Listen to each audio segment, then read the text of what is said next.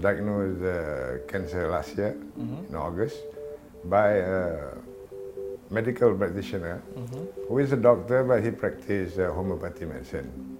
Oh, okay. So after knowing that it came from the lung that I did an operation, so I went back to my doctor in Singapore, in Parkway Medical Center, Mount Elizabeth. I went to see doctor and asked the doctor about his opinion. The doctor first thought it was not cancer, because he said it might be just a sarcoma or some other disease infection of the lung. Okay. But he sent me to do PET scan. So I came back to Malaysia and did a PET scan in Bangsa. There's a NGO hospital there. So they found out that I got adenocarcinoma. Then I went and see, on advice of friends, I went and see Dr. Ibrahim, who is my schoolmate. Oh, okay. Just to get an opinion of him, from him. Now, what happened, like initial diagnosis, when you found out that you actually had stage 3 lung cancer? What was going through your head at that time? Actually, I expected it, because the first homeopathy doctor mentioned most likely is adenocarcinoma, because I went for an X-ray and he saw it under the advice of the radiographer. So the radiographer said most likely it's cancer. So when I went to the PET scan test, it was confirmed. And the doctor was a bit brutal, because he's an old man. Oh, wow. After doing the test, he called me and, "Shapiee, you got cancer." That's it. Without any. So I said, okay. Well, I shall visit my doctor. So I went to see Dr. Ibrahim at his house, in fact. We all are schoolmates, so we went there. And naturally I got ear bashing from him, because I didn't go and see him earlier. Yes, yeah. So, well, I took it with good stride, and I told him, I asked him whether it is possible to have it removed. He said he cannot make that decision. He sent me to IJN to see one of our schoolmates, another cardiothoracic surgeon. But when I went to see him, he said the thing has spread to the chest wall, so it's not possible to do operation anymore.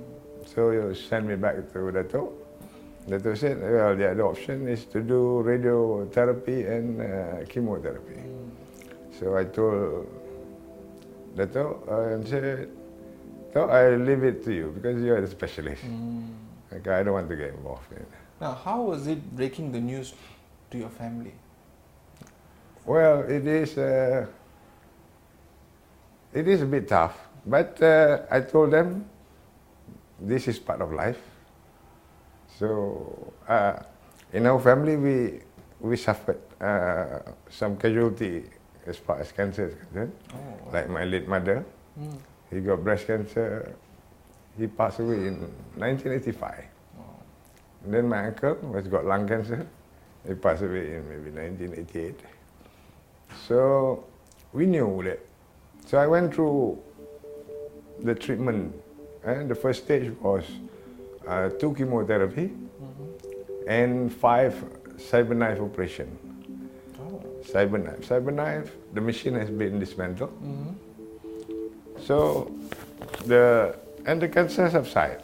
In fact, all the marker went down.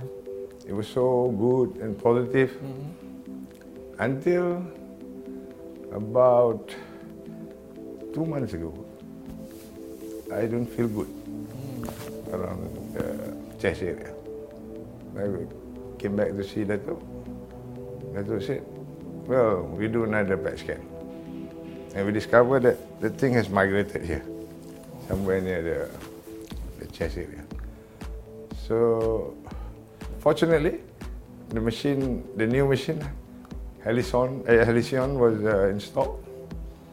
So the doctor said, okay, you go through the radiotherapy, another 30 sessions, plus another 2 chemo.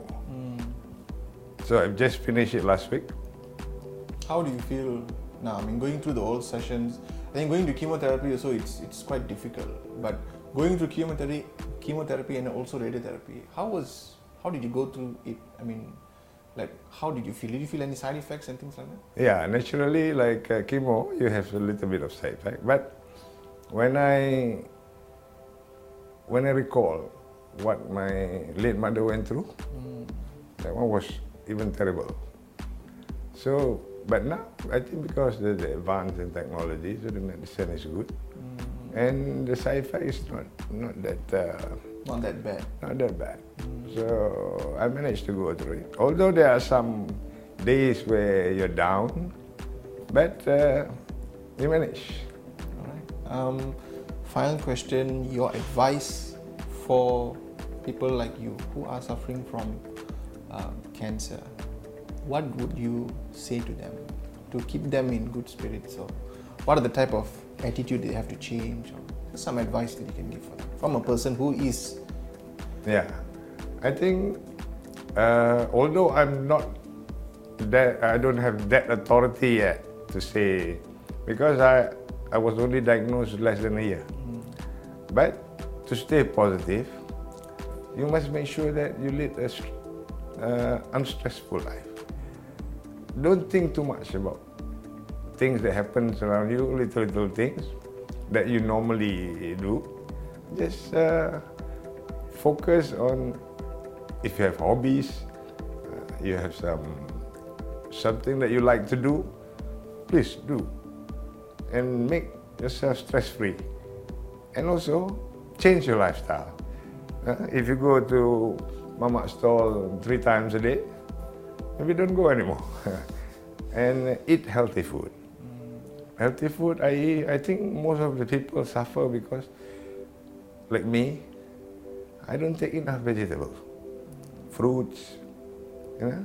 I think it's the Malaysian lifestyle. Malaysian lifestyle, because foods are abundant, and you tend to eat junk food more than. But it's okay to have a little bit.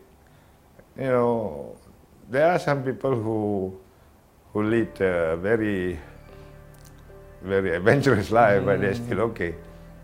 But I think you must balance it. You must have enough exercise. The most important thing is enough sleep. The problem with our generation now, we don't have enough sleep. Why? Because of the handphone. It's so easily. Last time, if you want to browse the internet, you need to wake up and sit on a chair, open up your laptop. Nowadays, you just grab, and that's it. You tend to get carried away. Although it can give you a lot of wealth of information, but it disrupts the lifestyle that you should be doing. So I suppose don't take it negatively that if you discover that you have cancer, just adopt or choose one of the method of treatment. There are some who just say, well, I just change my lifestyle and see what happens. They don't even seek treatment. And but you have to choose. You have to choose, and you have to stick to that. Alright, thank you. This has been Health Matters with me, Dishen Kumar. Now today we actually talked to Dr. Ibrahim and also to Mr. Muhammad Shafiee about radiotherapy treatment. Mr. Muhammad Shafiee shared his personal story about the disease, fighting cancer as a stage 3 lung cancer patient. And also Dr. Ibrahim also shared with us the technology behind radiotherapy right now. Now, one thing that we have to take away from this episode is radiotherapy treatment. I hope you all understand about the treatment more. There is this huge technology in treating cancer, and we just need to read up and also expose ourselves to this treatment to actually see what we need and what can actually help fight cancer. I also hope you liked Mr. Muhammad Shafie's story about his life, what he should have done, and also how he stays positive in fighting the disease. I hope you enjoyed this episode. Please like and follow us on all our social media platforms. My name is Dishen Kumar. I'll see you in the next episode. Goodbye.